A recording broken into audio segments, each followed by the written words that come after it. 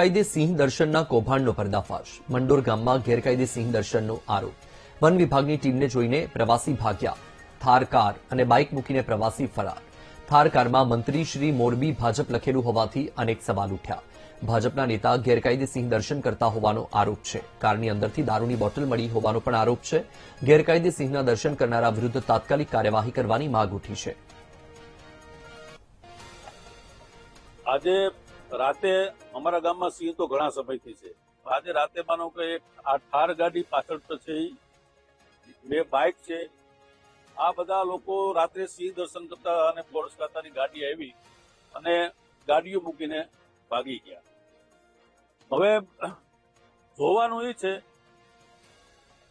કે સિંહ દર્શન કરાવે, લોકેશન કરાવે, બીજા જ માણસો બધા કરાવે.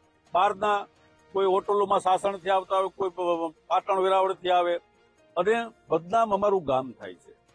કારણ કે વારંવાર ફોરેસ્ટ ખાતાવાળા આવે, અમારા ગામના લોકો રાતે પાણી વારવા જતા હોય, પોતાની વાડીએ જતા હોય, કોઈ કામથી ક્યાંય જતા હોય, ક્યાંય બહાર ગયા હોય ને રાતે કદાચ મોડા આવતા હોય તો ફોરેસ્ટ ખાતાવાળા પણ એની અટકાયત કરે અને પૂછપરછ કરે.